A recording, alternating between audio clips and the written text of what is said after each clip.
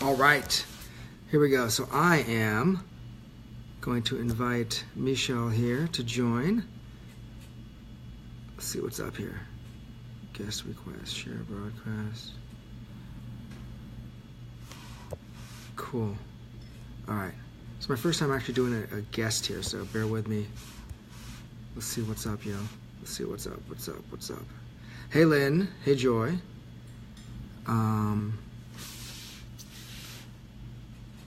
Hey, Slake, tudo bem, cara? Você tá no Los Angeles? Eu tô aqui preparando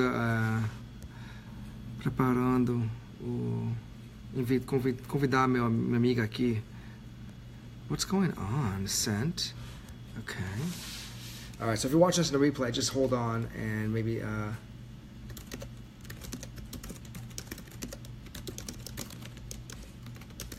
right. Little technical Facebook stuff going on here. So just give us 1 second if you're on here. Hey, Lynn. Hey, Joy. Where are you guys watching from? Hey, Takea. What's going on?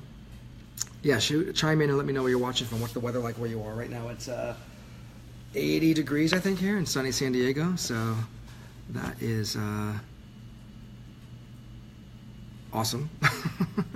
I gotta say, I know the East Coast has had a bit of an extended winter from my parents and other friends that I have in DC and Connecticut. So if you can hear me, let me know, please, by just letting a comment. I am doing using my AirPods here, so the mic sometimes can get a little tricky. But let's see if Michelle is ready. 80 degrees. What? Are you kidding me? 80 degrees. Here we go. Doing? Hey, Lynn. Slake, do the bang. Adding Michelle here now. So this is cool. All right. More energy. All right. Let's see. Adding. What is going on? Facebook slow pokes today. All right. Let's see what's going on. Adding. Come on, Michelle, come on. This is wild, Facebook, man. What's going on? Anyways, if you're here for the topic, it's about validation. I posted a thing on Instagram a couple days ago or earlier this week, and Michelle, who's a good friend of mine from DC, who's also a therapist and a coach and an amazing teacher, and she loved it and wanted to. There she is. Hey, Michelle. You're horizontal, or you're like, there you are. Yeah. Now you're good. So this originally was supposed to be on Michelle's profile, and she was having some issues, and I think we have to do it on the phone. Maybe they're trying to push it on mobile or something. But yeah, so Michelle wasn't originally supposed to be in the bigger screen, and I was on the tiny screen, but they had to flip it last minute because that wasn't working. So anyways, long story short, I'm glad you're here. And I wanted to have you let me know. You start off. I was telling the story of how this even conversation came to be. So if you want to start off, yeah. Take the baton. Yeah. Take the mic. Cool. I'm so excited that we were able to make this happen, Jeffrey. So thank you so much for You're very welcome. Agreeing to do this with me. Yeah. Yes. The reason that I wanted to do this was because I have been talking to people a lot about confidence. Mm-hmm. And, people are often wondering, they think that by their 30s or their 40s or, being an adult that we have already developed confidence. Yeah. We already know what that is. A little bit too old to be doing self-esteem. And That's I realized for kids. that, yeah, exactly. Self-esteem is for kids. But when I hear people talking about like where they get their confidence from, I find out that we're very codependent on other people and situations to be able to bring us that confidence. And without those people and situations constantly validating us, we actually don't have our own resource of confidence. Yeah. And so when I saw your post that said, you're doing self-validation wrong, Mm-hmm. it really resonated with me because I think that self-validation or even self-confidence is something that I see that people export Yeah, yeah, to yeah. other people rather than trying to do it from the inside out. Yeah, totally. And yeah, that's exactly right. And so I just want to do you want to share like, a little bit of the context of how you and I know each other and like just kind of like know like yeah. Yeah, that's a great place to start. Well, I think like if we could piece the story together, Jeffrey, you and I met in yoga teacher training at That's Flow, right. It was correct? yoga first. That's right. It was yoga teacher training. So Michelle and I did a yoga teacher training in 2008, I think it was, at Flow Yoga Center in DC. And yeah, and then we did that. That's where we first met. And then Mm-hmm. I think you came to some of the retreats that I was leading, like as part soon Yeah. after. A good friend Mm-hmm. of mine, Brad. What was the name of that retreat with It was the Full the Spectrum Living. yes, Yeah. yes, Center for Full Spectrum that Living was such retreat. a And then we did those every year for like, I think almost 8 or 9 or 10 years. And then yeah, it was great. And so we did that. And then we kind of and then we all lived in DC, and like DC is very tiny. It's a small town. And so we became really good friends. And then we had a lot of mutual friends in like, personal growth and yoga and, coaching, all that stuff. So yeah. And so I think I moved out to the West Coast and, with my wife now, Vanessa, and then we had last seen each other in Santa Monica, I think in 2 years ago, because you were thinking of moving out here maybe, I think at the time, or just taking a Oh, trip. that's right. Yeah. That was right when I was thinking about moving out there, and then you had just moved out Yeah. there, or you had just moved out there. Yeah, so I was going kind of checking it out, and you were coming in. I remember. Yeah. Yeah. And yeah, and so just we kind of like, we're in each other's orbits and radars virtually now. And yeah, and just you were or are a therapist, but are you doing, and you have your own like center now in DC, right? Like you kind of expanded. Yeah.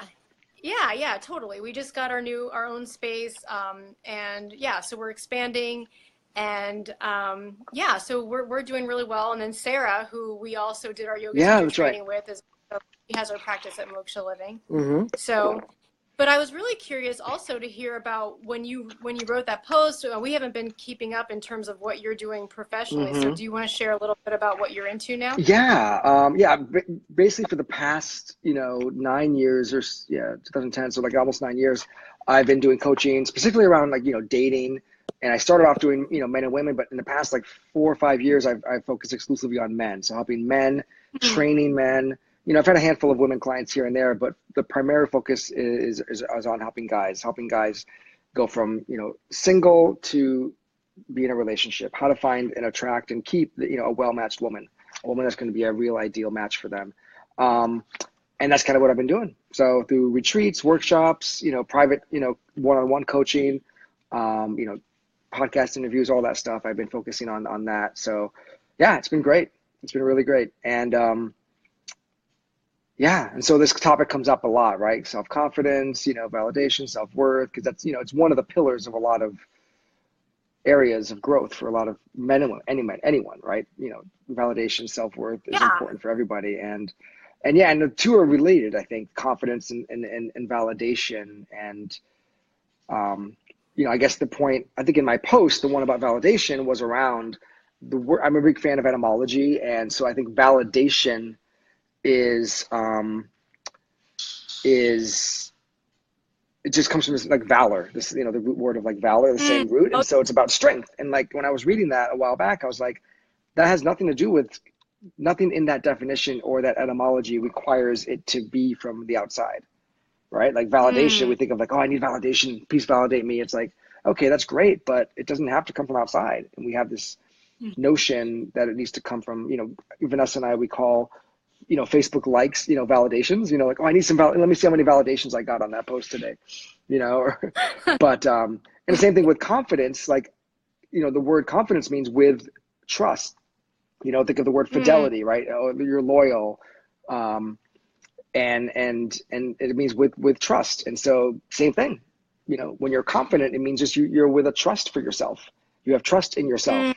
So the guy or the woman that seems quote unquote confident, I interpret that etymology to mean that like they have just trust that they have their own back. No matter what happens, they have an inner guidance that they're trusting. rather than Yeah. confidence is something that I bring and get and put onto myself. If that makes, so that's kind of, those are Yeah. No, the that's play on words that I kind of, not the play on words, but the actual truth of the words that I've kind of started to like play with over the past couple years, because it's a yeah. solid reframe, I think. Yeah, I really like those words, and I thought about that, the word valor, actually, as we think about value, and then the word trust when as it relates to confidence, Yeah. because I really think that that is such a huge part of what when people, if anybody thinks that they have confidence, but then they're lacking trust or they have a lot of doubt about their decisions. And I guess really we could speak about dating, because I think that that's Yeah. really a big part where it comes up, like who to choose, who's the right person, am I lowering my standards, or am I being too picky, like that kind of thing. And like so I really see with the women that I work with in dating how the doubt Yeah. plays such a big role into dating and how they want to go about choosing someone who's right for them Yeah. or not. Yeah. Yeah. And so, yeah, was there a question? Or what is Yeah, it? so actually I think that like because I Yeah. work and I hear a lot of perspective for women, and hopefully I'll be able to share this in my Love Manifesto group that is mostly women. Yeah. I think that I would love to hear from you about what this, because I think that we as women assume that we're the ones that are doubtful, we're the ones that are disconfident, and kind of not really understanding what men's perspective is, especially in dating and relationships. Like, Yeah. what are you what are the things the challenges that you men are facing as it relates to confidence and trust?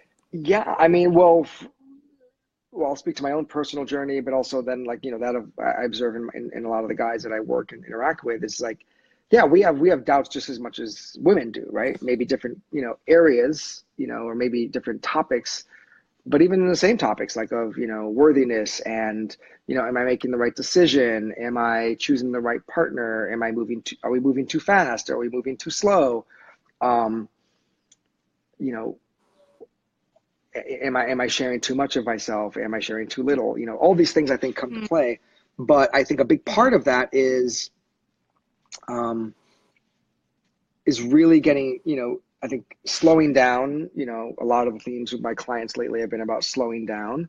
Um, Mm-hmm. you know, to know yourself, right? To know where yourself, like, knowing your own energetic and emotional experience, like what is going on, not just from a mental, spinning in circles kind of thing, but also what's really going on in terms of your inner experience, right? Because that is really important. But I will say that the big piece, I think that's around if you're having self-doubt, getting back to a place of self-trust, right? I think that's kind of where the pendulum, if there's self-doubt on one end, and then there's self-trust on the other, right? And so I think the focus in that moment is to kind of, cool, I'm having an experience of self-doubt or worry or fear. Then cool, how can I get back to a place of trusting myself in this moment? And I think kind of coming back to a place of, I think, inner resilience, like that was a theme this week with some of my clients too. It's like inner resilience, inner resourcefulness. 'Cause I think a lot of times we think like, oh, well, in this moment, if I'm having a freak out moment, if I'm having I'm feeling, my nervous system is kind of, is if my nervous system is feeling fried right now, I'm overwhelmed, then what can I do? Is there anything I can do in this moment on my own right now without having to go call anybody or see anybody or do anything? What can I do in this moment on my own? And secondly, is there anything I can do that may involve reaching out to someone or calling someone or, what resourcefulness can I tap into in this moment?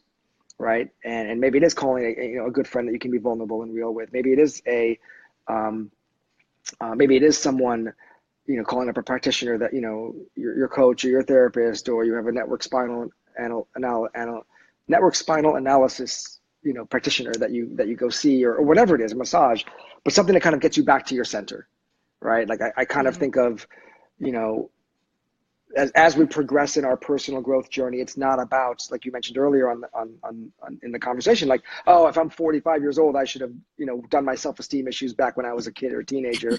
I shouldn't have them now, right? And I think it's more of, I think as we grow older and as we go into a personal growth journey, it's not about, getting past that level and never having to deal with those issues that were at that level ever again. I think it's more of like, as we grow on our personal growth journey, we have more resources and tools and a more resilience that if and when it does come up, we can, in theory, shorten that gap. So maybe like when I was 20 years old and I got into like a funk, instead of it lasting, 3 weeks, now it lasts a couple of days or a couple hours. And not to say that if it does last longer, that there's something wrong, right? That, I'm not as evolved as I thought I was or something like that. But it's more about, cool, like then it's just, life is life and life happens to us. And I think it's having this balanced, reality-based perspective that we're going to have good days, bad days, and I think ideally the thermostat of, maybe increases over time so that our, the lows that I had 10 years ago are a little bit higher than what they were, right? But again, like life knocks us off balance, and how can we get back to our center in a way that's healthy, right? Like, that doesn't have us engaging in habits and substances and patterns that are not healthy, right? So anyways, that's like my answer. Yeah, and as you're talking, I think about two things that I talk to people about in the process that I work with people in, which is that first is confidence, and then second is connection. And I'm really hearing those two parts. With confidence we're talking about, but the idea of that what is required for connection is being able to be mindful and present in that interaction with someone. And without being able to be present, I don't think that the connection really has the fuel to really be able to be created. Yeah, 100%. Yeah. And so I'm wondering if you actually, so I think that we're both saying the same thing about the importance of, connection and confidence. And I'm wondering if we could spend some time talking about, and I also like from what you said, it's not that you're never confident. It's like in a moment you kind of get taken away from it. Or in a moment when you're connecting with someone, you get disconnected.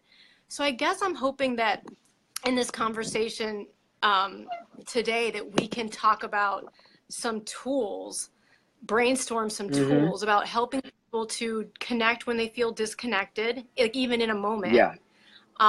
And being able to trust or feel that sense of confidence from the inside out when they're seeking the external, when we know that we're, when you get kind of stuck in this like grasping or kind of this reaction where you're kind of like hungry for that external validation. So how do we get back in those moments? Yeah, and I think that's a great point. And one of the best definitions I heard around mindfulness recently was in a podcast. It was like a Ezra Klein podcast where he was interviewing I don't know if he was a psychologist himself, but an author that wrote a book on like Buddhism and psychology and like how they kind of overlapped and how they connect. And he said that his definition of mindfulness was equanimity without numbness. So by that I mean like, you're mentally and emotionally connected, but you're not numb. Like, so there's like for example, like if you're like, a lot of times we can be like, we're experiencing or observing something, but like, oh, I'm going to be distance myself because I don't want to feel connected to it. I want to, that's negative. But like, I think having some type of connection to whatever you're experiencing or observing, but not so far removed in a mind, like so far removed from that experience that you're not numb to it. So you're impacted in some way, right? But not overly impacted where you're blown out and spun out. And so, anyways, that was just a really great distinction around mindfulness that I loved. And I think, Jeffrey, when you say that, it reminds me of the practice or the tool. I don't know if you've ever tried this, but one breath for you, one breath for me. Yeah. I mean, I remember I've not practiced that specific one, but it sounds great. Like we're and I will say breath is the is like is always your friend. I say that to guys, and you know, anybody that's on a date. When in doubt, breathe. You know, like I can't tell you how many times, you know, when I was single, like, you know, I was on a date, or even now with Vanessa, like when I'm like we're connecting, hanging out, it's like, if you don't know what to say, just shut up and breathe, and then connect. Like literally, and that could there can be a moment, like we have this, I think a lot of times, idea that a good date needs to be like yap, yap, yap, conversation, connecting, you know, talking all the time. And yeah, sometimes when the conversation is really flowing, let it flow. And then when it's not, don't judge that as being bad somehow, you know, like just breathe. And like eye contact and breathing, and even breathing in sync with the other person, that's pretty hot. It can be, right? And then, and the other one that I share a lot of times with my clients is, you know, just the box breath, right? Where like it's 4 breaths in, you exhale you exhale fully. Then you inhale for 4, hold for 4, exhale for 4, and hold for 4. And you just repeat that, you know, several times. So it's kind of like, you know, a box, right? Like a square. So like 4, 4, 4, 4. And it's just like, and that is one that's like simple to remember, right? It's like, it's a simple, you know, and if you want to do it in multiples of 8, 8, 8, 8, that's fine too. But those techniques, the breath, just from a nervous system standpoint, from a just grounding standpoint, it just is such a powerful thing. So I love that you brought that up. Like, yeah, whether it's, you know, one for me, one for you, or just the box breathing, or some other breathing, or just 10 deep breaths, whatever. But I think that is just that's one technique, right? To kind of just bring you back to your center and your a centered place, especially if you're spun out in a comparison spiral, or a judgment spiral, or whatever. Yeah, and you know, I think like as you say that when we're in these spirals, that we almost feel like we have to go to the outside. I think that there's almost this experience that we can't give it to ourselves. And so it almost feels like turning around the Titanic to try to get it from within. And instead and I wonder, like, I'm just curious, like, what is that I notice it within myself that almost like is afraid or doesn't feel like I have it within me. And so I want to try to go get it from the outside. Have you ever experienced that? Oh, 100%. A lot of times, for sure. Like where you're like in this space, you know, when I was going through my own, you know, depression and dark places, it's like, you know, it's like literally like a lens, right? Like you can't see, like, you know, it's like sunny out, but then you have like literally ultra dark glasses that makes it seem like everything is so dark. And I want to just say, like, this is not to say that asking for support or going outside of yourself is bad or something to avoid. This is not to say that at all, because there's so many times when like I actually I was not able to function or be or get out of that kind of spot that I was in emotionally or energetically without some external support. And so this is just kind of not to say like, oh, the people that can do it on their own are more evolved or more resilient, and the people that need to ask for support or you know, seek something outside of them or seek support outside of them are bad or inferior. This is not to say that at all. It's like both. I believe in like duality. Like there's times when it's one and there's times when it's the other, and like life is lived in the middle, right? And so and yeah, but I think it's and then on the flip side of that, there is a sense of empowerment and a sense of like resourcefulness that like, wow, like, yeah, in this moment, I am not at the mercy. I'm not, there shouldn't be a sense of incapacitation, right? Like you shouldn't feel, or if that's a word, but like you shouldn't feel incapacitated when you're in a spot where you can't get it, when you're feeling low or low self-esteem or just not really feeling confident. Because in that moment, there is resources that you have available in this moment. And maybe that's the question to ask is like, what resources do I have available to me right now in this moment from where I stand? And maybe it is going back to the breath. Maybe it is, you know, writing down, you know, a list of the things that are working for you right now. Right. And again, a lot of this comes down to self-awareness too, is like, what is your specific recipe?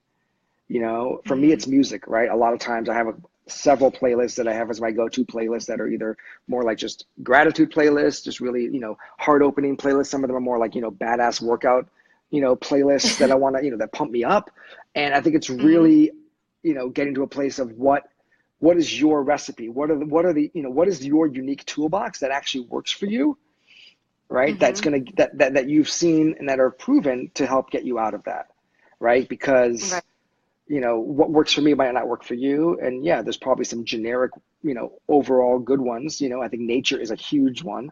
Getting into nature, Mm-hmm. we just have a dog now. And so like, that's a beautiful one. Like he's being a good boy. He's in his spot right now. But like, that's, those are, so like, there's the standard ones, right? Like there's music, there's nature, there's eating, a warm, home cooked meal. Maybe it's calling up a friend that you can just, be real with. Hey, Julie, what's going on? I love when people pop on and you can see their names. Yeah. But it's just one of those things where like, I think finding your recipe and what is your own unique toolbox, that you can kind of like go to. And then the thing is like, oh my God, this is one of the best ones. I say this all the time and I've done this myself.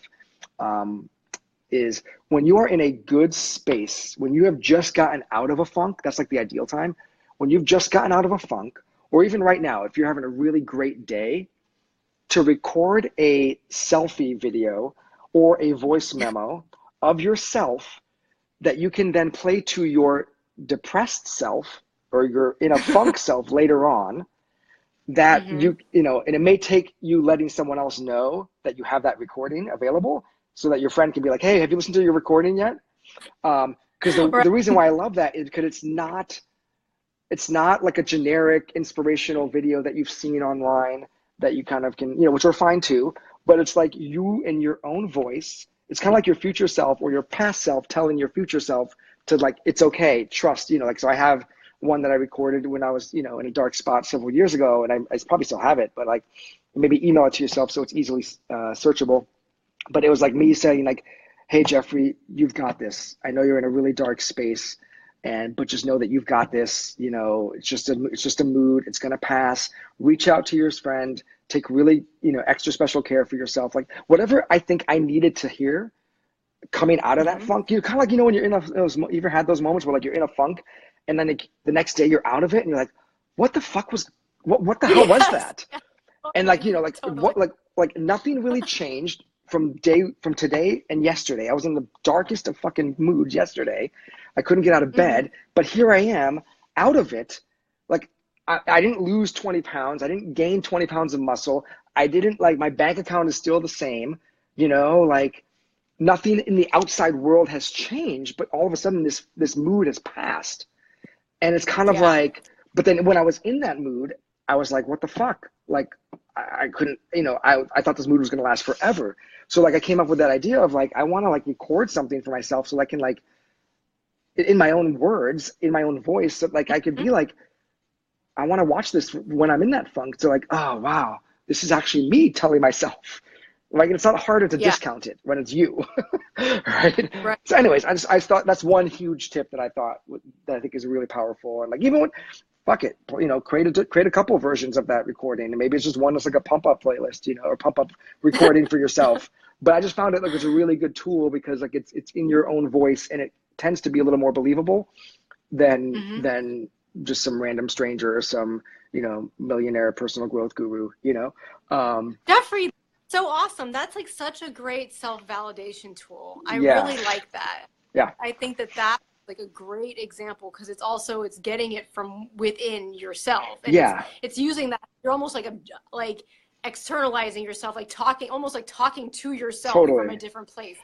Yeah. That's a And then really, you're really doing it. And the times that I've done it, it's from that other side, right? It's like I'm Mm-hmm. on the other side and like, so that energy from being in that space is captured in the video or in the voice memo so that I can like, like it's just, so I'm not doing it from when I'm still in the funk. I'm doing it from when I'm on the other side as a reminder to my future Mm-hmm. self, the future funk self. Right. Right. Future function. Yeah. But yeah, so that's something, and just sprinkle it with like whatever like thoughts and ahas and insights that you want to remember and capture. Yeah, I love that. Yeah. Jeffrey, I have one more question that I thought of as you were talking. So sometimes I hear people say that that when they're kind of either in a funk or they're in a low place, they're feeling disconnected, that they feel like if they try to go to other people, that it doesn't feel, they're like, oh, I tried to talk to someone else, or I try to like be around friends and I just don't feel better, or it doesn't work. And I don't know if you've ever experienced that, or if you have any specific thoughts or tools around that experience. Well, a couple of things. There's two things that come up. One is I had this belief, and still have, it still comes up for me. And I think part of it's maybe fueled by like the whole, you know, Facebook, Instagram highlight reel kind of culture that we live in now. But like I would have this belief, and it still comes up, is like, oh, until I have some, you know, from 1 week to the next, or like from 1 month to the next, if I haven't had a lot of good things to share or positive things to share, I don't want to connect with my friends because I don't have anything to update them on. Like, hey, what's going on? What's new? And I'm like, not really much, because I'm still in the same thing. I'm like, and so I'll have this like kind of like hiding moment. And so there's that piece where I have like, or if I'm not in a positive mood, right? Like, oh, I'm not like, you know, my friends want to hang out this week and they want to go to brunch, but like, I'm not really in a good mood. I'm kind of in a funk. So let me isolate until I'm in a better mood. Then I'll let them see me, which is kind of like, you know, and so there's that's one side.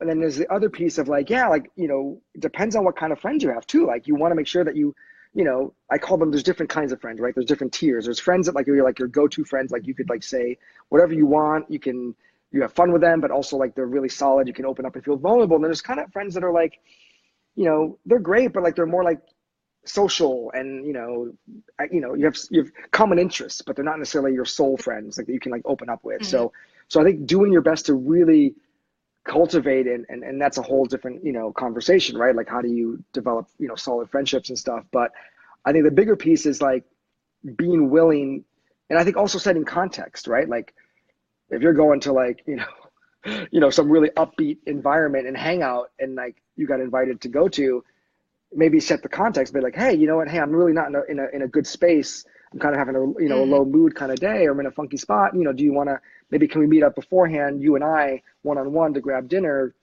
and just come, you know, just, you know, kind of hang out, you know, for a little bit. And then you guys can go to your party or whatever. But like, just really, I think, you know, the post that I did yesterday too, on self-advocacy, like I think so many problems, I think in relationships and in our lives would kind of be mitigated or even alleviated if we just learn to and practice advocating for ourselves, you know, just like, you know, because a lot of times we kind of like have these like covert contracts or these like, you know, unspoken rules that like, oh, like they should know that I'm in a bad space and don't want to, you know, they should reach out to me. And they, you know, I've played this game a lot where I would like not respond to people for like a couple of weeks and like presume like, hey, you should know my non-response. I went dark. You should know. Yeah, exactly. To reach out to me. In the meantime, they're just living their life, right? Just like I'm doing my life, right?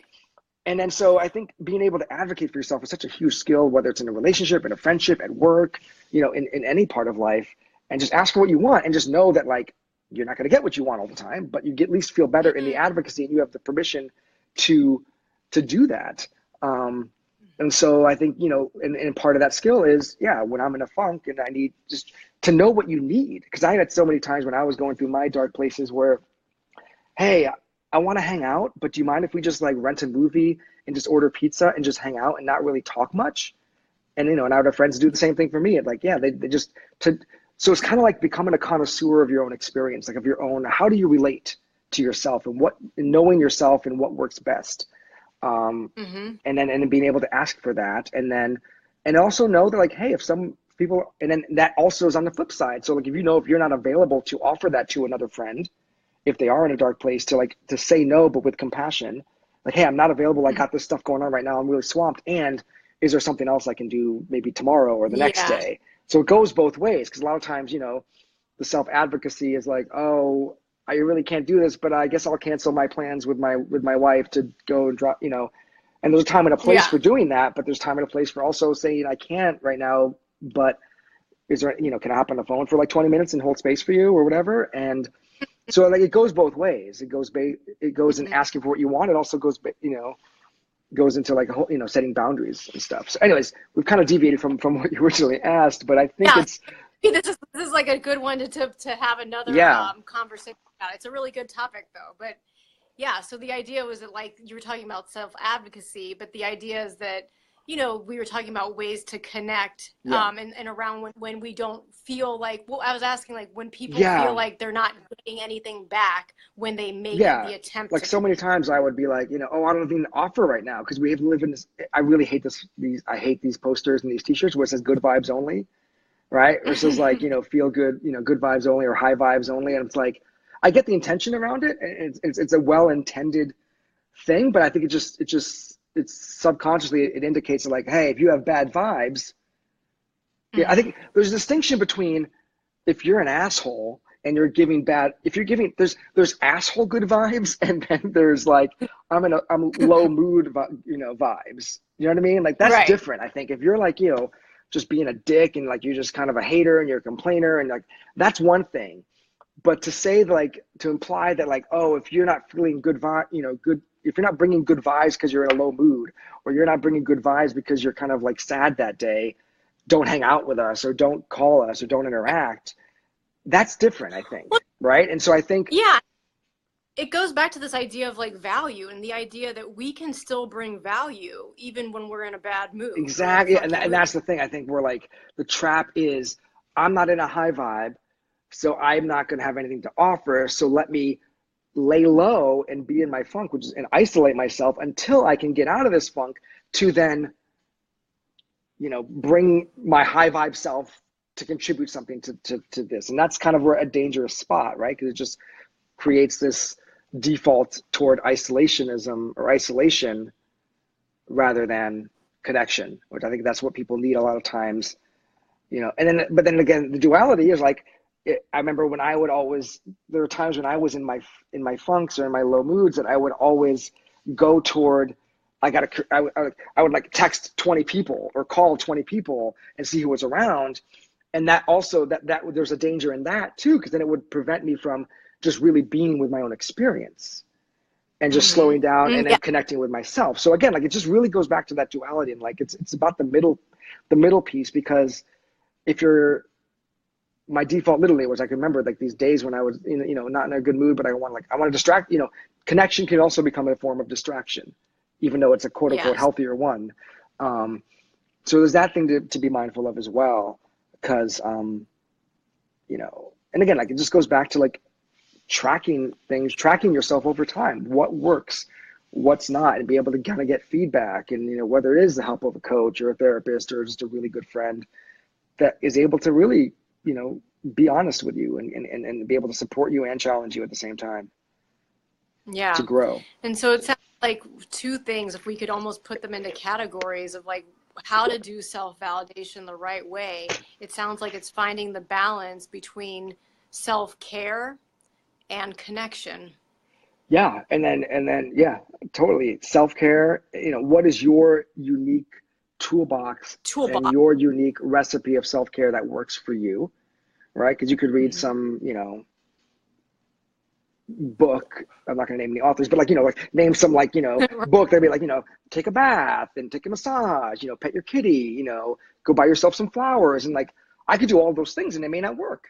Right. So if I have the Right. self-awareness to do these things and to take some action and try them, but you know, if it doesn't work for me, you know, maybe because I'm a guy and I'm not really, you know, flowers don't really do it for me. But if I go and like, you know, just cut, you know, hang out on the couch and turn on a baseball game and like just order, you know, eat some healthy food. Cool. I'm kind of connecting to myself. You know, that recipe works for me. So I think the self-awareness piece as well around that, you know, so because doing what works for you, that is going to bring that level of self-care and having you come back to your center, you know, and maybe it is maybe there's a time to reach out for support, and maybe there's a time to just, you know, to just slow down, pause, and go inward, and just kind of, you know, one of the best quotes that I heard a while back, a friend of mine who's also a coach, Greg, I met up with him 2 years ago, and he said, I don't know if it was his quote or where he got it, but like the idea that sometimes the goal is not to feel better, but to get better at feeling. Oh, I love Yeah, that. I love it too. And I was like, yeah, because a lot of times the goal is like, you know, good vibes only. Let's feel better, feel better, feel better. You know, whether it's like Abraham Hicks and like we gotta move up the scale, you know, all this stuff. And then there's times when like you just gotta like feel what you're feeling, right? And then the other Yeah. piece that I, you know, came up with is like there's the difference between feeling your feelings, and then there's a difference between feeding your feelings, right? Like if I'm like feeling, it's one thing to kind of like feel depressed, then there's another thing to like feel or feed it and add, you know, all the memories that you know, to re-traumatize yourself and to like add more gasoline to the fire and just like blow it up by feeding it. But like if I can just like feel it, and that's why I think coming to the breath and like slowing down and like just observing your thoughts is really helpful, because you're not feeding it at the moment, you're just feeling it, right? Yes. So Yeah. but yeah, those are That's a huge one, because I also think that when we think about validation also, we have very little ability to validate our own emotions ourselves. And part of, you know, I just did a post the other day on complaining, and you know, a lot of times when people are complaining, it's a way of exporting that emotional validation to somebody else. Yeah, so You know, like if they complain and somebody else says, yeah, I hear you, you're right. Yeah. Oh my God, or yeah. I feel the same way. I totally get it. Yeah. And then we commiserate through the problems or through the complaints or whatever. Yeah. And then especially a lot of times complaining, you know, has that whole like, what's it? The triangle, like where there's the victim, there's the persecutor, and then the hero, right? Like, and so like, look what they did to me. Oh yeah, you're right. And then you know, so maybe that other person becomes like the hero in the sense of they're giving them the validation. Yes. Yeah. Oh my God. Will you share that triangle with me? I've never heard of that before. Yeah, it's kind of like, I forget what the name of it is, but yeah, like that's kind of like, you know, there's a lot of, in politics it plays a lot. They say that's kind of like how Trump, you know, he portrayed Hillary as the enemy and the American people as the victim, and he was the hero, right? And then other people too, you know, then Hillary would do the same thing, like Trump's the bad guy, you know, like there's so many different lenses once you see that, like that triangle. I forget if I don't know if it's an economics kind of principle or if it's a psychological one, but like when I heard it last year, I was like, wow, that's pretty cool. Like, and you can see it done in malicious ways and in kind of maybe benevolent ways too. But like, it definitely is, you see it a lot, right? It's kind of even a sales thing too, of like, hey, here's your problem. These people are doing these things to you. I'm the hero. Give me the money. I'll save you. And yeah. So anyways. Right. Totally. So yeah, I'll look that up and I'll post that in the comment. In the comments. Yeah. Cool. Well, anything else, Jeffrey? Thank you so much for doing this with me. I think there's lots of other things that we could perhaps, you know, continue this conversation. Yeah, I feel like we covered a lot, and like even each one of these things could be an exploration into that. But yeah, this is fun. Yeah, thank you for the nudge and for the invite to do this. And yeah, I think it's just a great conversation and a necessary one, especially, you know, the irony of we're doing this validation talk on Facebook, right? Which is the mother of all, you know, validation generating. I'm just gonna like us right now. See, I just self-validated. Oh, good. Yeah, and I like that term. It's kind of playful, like, you know, how many validations, you know, likes or validations, you know, it's like, hey, how many validations did you get? It's kind of like what they are. It kind of like, you know, kind of takes the you know, like it shows the curtain, the wizard behind the curtain, right? It's like, yeah. So yeah. But yeah, so this is awesome. Thank you. This is good. And yes. Yeah, if there's any questions, we'll do it again. Yeah, totally. And I'll paste that link in the paste that info in the comments. Okay, cool. I'll look forward to sharing this. All right. Ciao. All right, ciao. Bye, guys. Good seeing you, Jeff. You too.